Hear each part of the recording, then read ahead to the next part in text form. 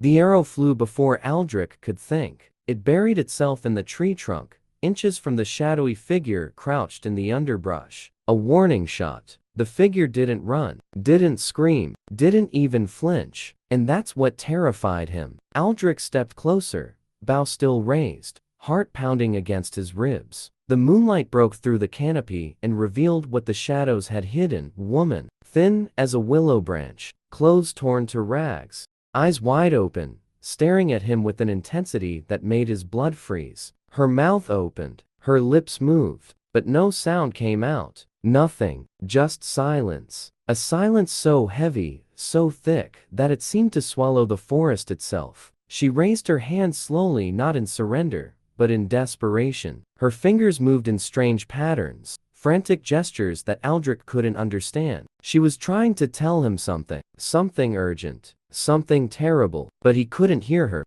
And somewhere in the darkness behind her, branches snapped. Something was coming, something that had stolen her voice. And now, it wanted the rest of her. Before we continue, comment below where you're watching from. Aldrich had lived alone in the Grimwood Forest for 12 years. 12 years since the fever took his wife. 12 years since he buried his daughter beneath the old oak tree. 12 years of silence, broken only by the wind, the rain, and the occasional cry of a hawk circling overhead. He had chosen this life. Chosen the solitude, chosen to disappear from a world that had taken everything from him. His cabin sat at the edge of a ravine, hidden by ancient pines and forgotten by maps. He hunted, he trapped, he traded furs and meat at the village of Ashford once a month, speaking only the words necessary to complete his business. The villagers called him the ghost of Grimwood.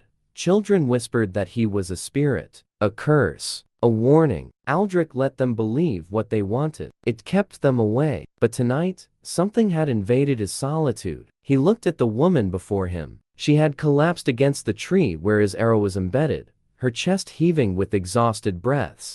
Up close, he could see the full extent of her condition. Bruises on her arms, dried blood on her neck, bare feet torn and bleeding from running through the forest. And her throat. Aldrich's stomach turned when he saw it. A scar, thick and cruel, stretching from one side of her neck to the other. Not fresh, it had healed long ago, leaving behind a ridge of pale tissue. Someone had cut her throat. Someone had tried to kill her. And somehow, impossibly, she had survived. But her voice hadn't.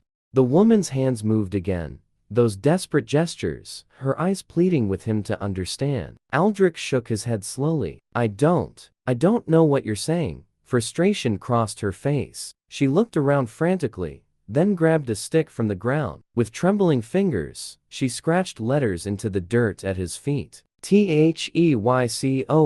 Aldrich read the words. His grip tightened on the bough. Who's coming? The woman started to write again, but froze mid-motion.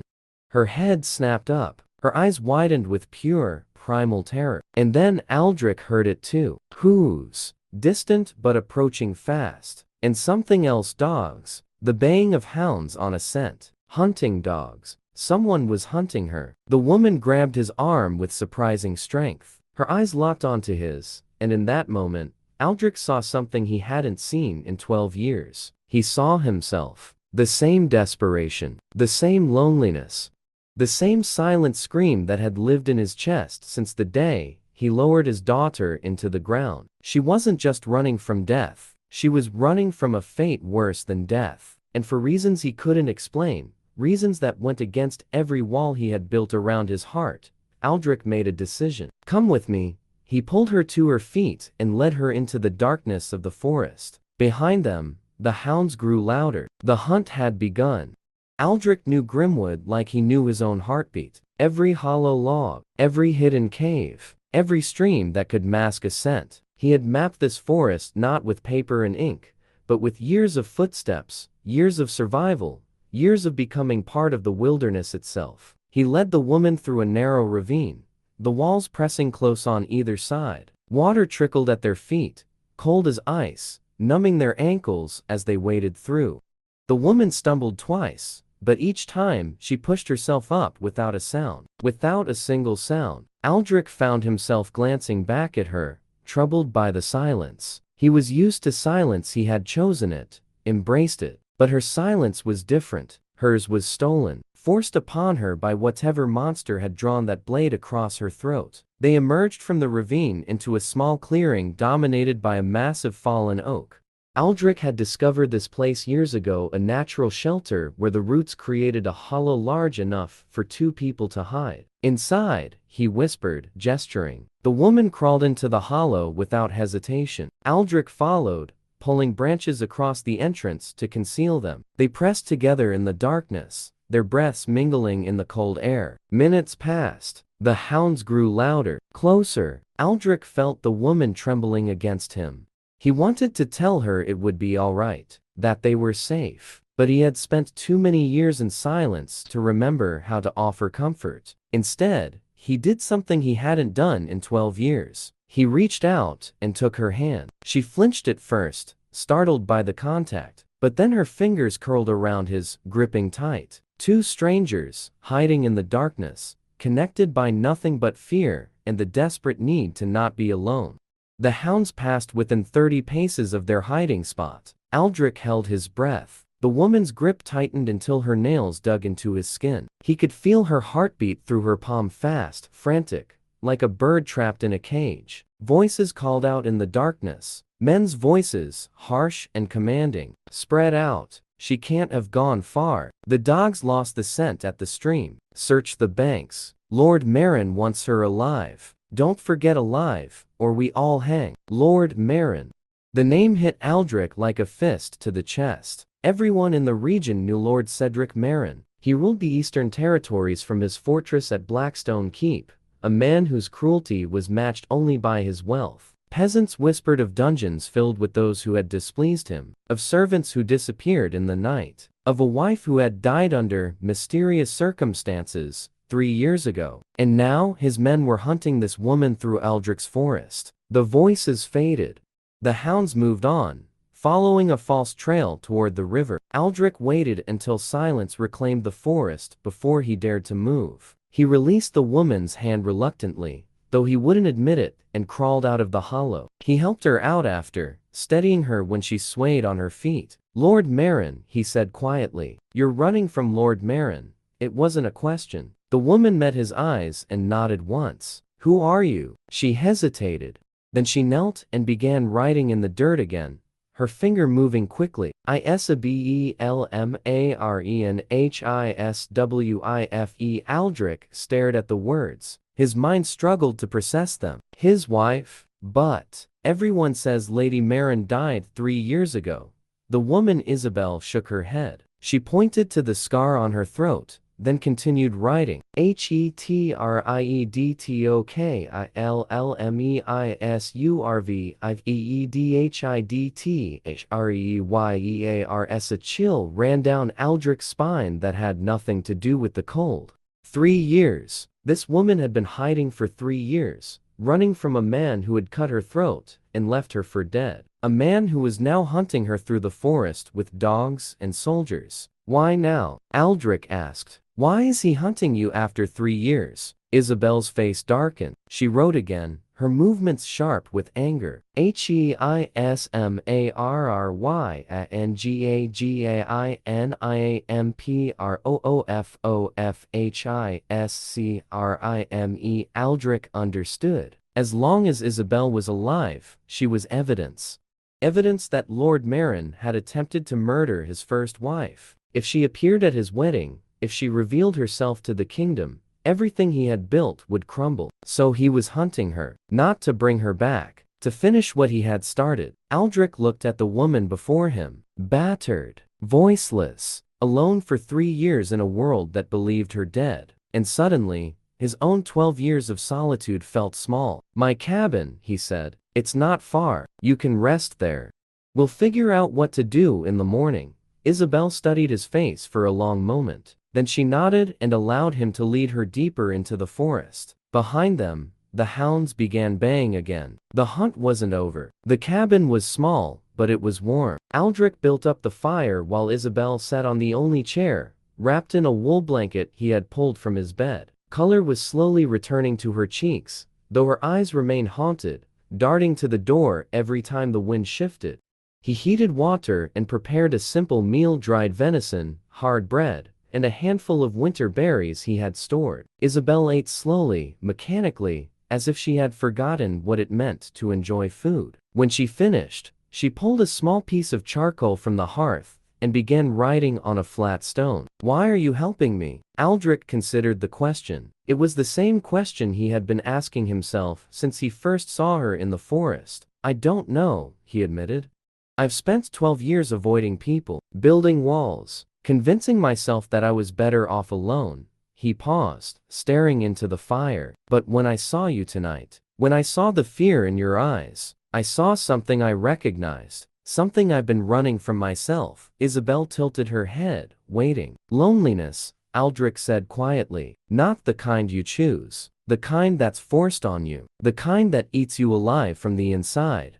He met her eyes. "I know what it's like to be silenced, to have something taken from you that you can never get back. My wife, my daughter, my reason for living." He shook his head. "I let myself become a ghost. I let the silence win. But you've been fighting for 3 years, alone, voiceless, and you're still here." He reached out and touched the scar on her throat gently, barely a brush of fingertips. "You're stronger than I ever was." Isabel's eyes glistened. A single tear slipped down her cheek. She wrote on the stone again. "I thought no one would ever see me again, thought I was already dead." "You're not dead," Aldrich said firmly. "And I won't let you become a ghost like me." For the first time since he found her, Isabel smiled. It was small, fragile, barely more than a shadow. But it was real. She wrote one more word. "Thank you." They slept in shifts that night. Aldrich took the first watch, sitting by the window with his bow across his knees. The forest was quiet, but he knew better than to trust the silence. Marin's men would be searching until dawn, maybe longer. When Isabel woke to take her turn, she touched his shoulder and gestured for him to rest. Aldrich hesitated. He hadn't trusted another person in 12 years, but something in her eyes convinced him. He laid down on the floor near the fire and closed his eyes. For the first time in 12 years, Aldrich dreamed of something other than graves. He dreamed of sunlight. The next morning, everything changed. Aldrich woke to find Isabel standing at the window, her body rigid with tension. She turned when she heard him rise, and the look on her face told him everything. He joined her at the window. Smoke, rising from the east. Multiple columns, dark against the gray sky. Ashford. The village was burning. Isabel grabbed her stone and wrote frantically. "He is burning the villages, looking for me, punishing anyone who might help." Aldrich's hands clenched into fists. He knew the people of Ashford, the blacksmith who never cheated him on trades, the widow who always added extra bread to his purchases, the children who watched him with wide eyes, half afraid and half fascinated. They were burning because of him, because he had helped her. "No," he said, his voice hard. "They're burning because of him, because Marin is a monster who would rather destroy everything than face justice." He turned to Isabel. 3 years you've been running. 3 years you've been hiding, and he's still hunting. He'll never stop, will he?" Isabel shook her head slowly. "As long as I live, I am a threat." "Then we don't run anymore." Isabel's eyes widened. "He thinks you're prey. He thinks you're weak. He thinks your silence means you have no voice." Aldrich grabbed his bow, his quiver, his hunting knife. "But he's wrong. You've survived everything he's thrown at you. You've endured 3 years of hell. That's not weakness. That's strength." He looked her in the eye. "It's time to stop being hunted. It's time to hunt him back." Isabel stared at him for a long moment. Then something shifted in her expression. The fear didn't disappear, but something else joined it. Something harder, something fiercer. She picked up the charcoal. "How?" "The wedding," Aldrich said. "You said he's marrying again." "When?" 3 days. "Where?" "Blackstone Keep. Every lord in the region will attend." Aldrich smiled grimly. "Then every lord in the region will see the wife he tried to murder walk into his wedding alive." Isabel's eyes went wide. She shook her head, writing quickly. "They will kill me before I get close. Not if we're smart. Not if we plan. And not if you're not alone anymore." He extended his hand to her. "I spent 12 years hiding from the world. 12 years letting silence win. But you showed me something last night. You showed me that survival isn't enough. That existing isn't living. His voice dropped. I have nothing left to lose, but you have something to gain. Justice. Freedom. A voice that doesn't need words. Isabel looked at his hand, at his face, at the determination burning in his eyes, and slowly, she reached out and took it. The journey to Blackstone Keep took 2 days. They traveled through the forest, avoiding roads, moving at night, resting during the day. Aldrich taught Isabel the paths he knew, the hiding spots, the ways to move without leaving traces. She learned quickly 3 years of running had made her an expert in invisibility, and in those 2 days, something unexpected happened. They began to know each other, not through words Isabel couldn't speak, and Aldrich had forgotten how, but through gestures, through glances, through the small kindnesses that build bridges between lonely souls. Aldrich learned that Isabel had once been a painter. She showed him through gestures, miming brushstrokes, and her eyes came alive in a way he hadn't seen before. Marin had destroyed her paintings when they married, had forbidden her from creating, had tried to erase everything that made her who she was. Isabel learned that Aldrich had once been a father. He told her about his daughter, her laugh, her love of wildflowers, the way she used to climb trees and pretend she was a bird. It was the first time he had spoken of her in 12 years.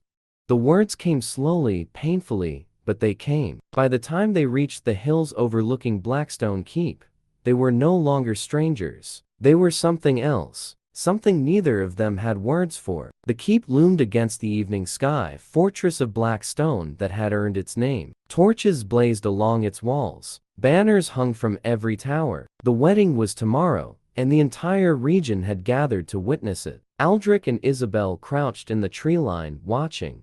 Getting in will be the easy part, Aldrich muttered. It's getting to the great hall that will be difficult. And getting out alive. He didn't finish the sentence. Isabel touched his arm. When he looked at her, she was writing on a scrap of cloth she had torn from her dress. I don't need to get out, I just need to be seen. Aldrich's jaw tightened. No, we do this together. We both walk out. She shook her head, her expression sad, but resolute.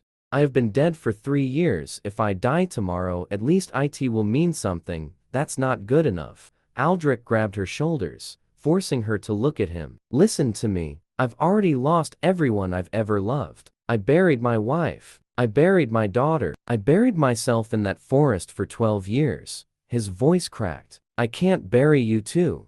Isabel's eyes filled with tears. She reached up and touched his face, her palm warm against his cheek. She couldn't speak.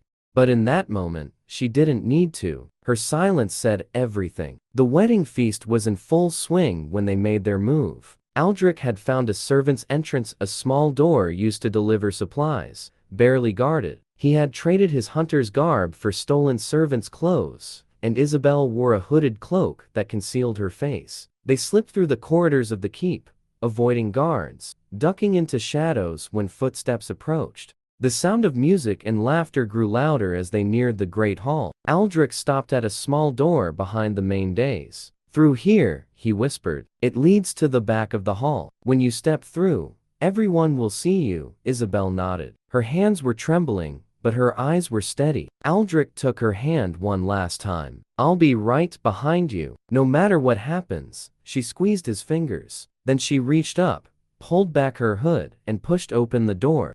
The great hall was magnificent. Hundreds of candles blazed. Lords and ladies filled long tables, dressed in their finest silks. At the head of the room, on a raised platform, sat Lord Cedric Marin, a handsome man with cold eyes and a smile that never reached them. Beside him sat his new bride, a young woman who looked barely old enough to be called an adult. Isabel stepped into the light. For a moment, nothing happened. Then someone screamed, "Ghost! It's a ghost!" The hall erupted into chaos. Chairs toppled, wine spilled. Lords reached for swords they weren't carrying. But Isabel didn't stop. She walked forward, step by step, her eyes fixed on Marin. The Lord had gone pale as death, his mouth opening and closing without sound. Isabel stopped at the foot of his platform. Slowly, deliberately, she reached up and pulled aside her collar, revealing the scar on her throat. Silence fell. Every eye in the hall was fixed on that scar, that terrible, undeniable proof. Marin found his voice. Guards, seize this woman, she's an impostor, a witch. But the guards hesitated. They saw what everyone saw, the face of Lady Isabel Marin. The woman they had been told was dead for 3 years, standing before them with evidence of murder carved into her flesh. One of the visiting lords stood. "Lady Marin," he said, his voice echoing in the silence. "Is it truly you?" Isabel couldn't answer, not with words, but she didn't need to. She reached into her cloak and pulled out a sheaf of papers, documents Aldrich had helped her retrieve from a hiding spot on the journey, papers she had saved for 3 years, letters in Marin's own hand, confessing his hatred for her, records of the poison he had purchased, the name of the servant he had paid to hold her down while he drew the knife across her throat. She threw them at Marin's feet. The lord who had spoken picked them up. "Read them." His face went white, then red. "Guards," he said, his voice like ice. "Arrest Lord Marin." Marin lunged from his seat, drawing a dagger from his belt. "You should have stayed dead," he screamed, rushing toward Isabel. Aldrich was faster. The arrow sang through the air and buried itself in Marin's shoulder. The lord crumpled, the dagger clattering from his hand. Guards swarmed him, pinning him to the ground. Aldrich stepped out of the shadows, bow still raised. His eyes met Isabel's across the chaos.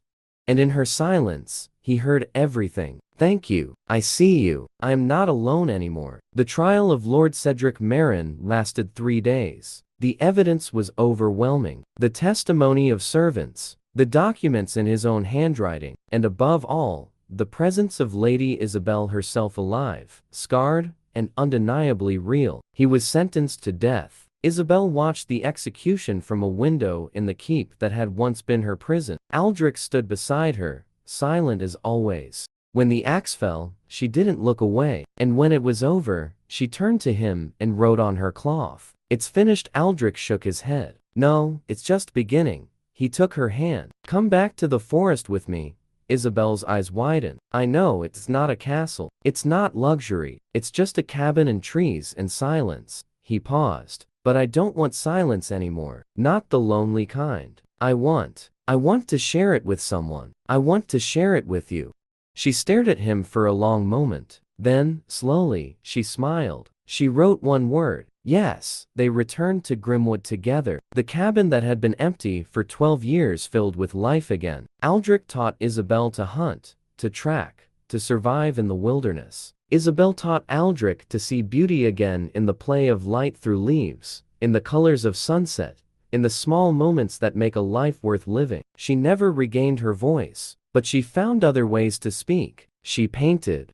Aldrich traded for supplies in Ashford paints, brushes, canvases, and Isabel created landscapes of the forest, portraits of deer and hawks and wolves, and one painting that hung above their hearth. 2 figures standing at the edge of a clearing, hands intertwined, facing the sunrise together. The villagers stopped calling Aldrich the ghost of Grimwood. They started calling him the archer and his lady. And sometimes, late at night, when the fire burned low and the world was quiet, Aldrich would look at Isabel and remember the moment he found her trembling in the darkness. A woman without a voice, a man without a heart. 2 broken people who had found each other in the silence, and somehow, together, had learned to live again.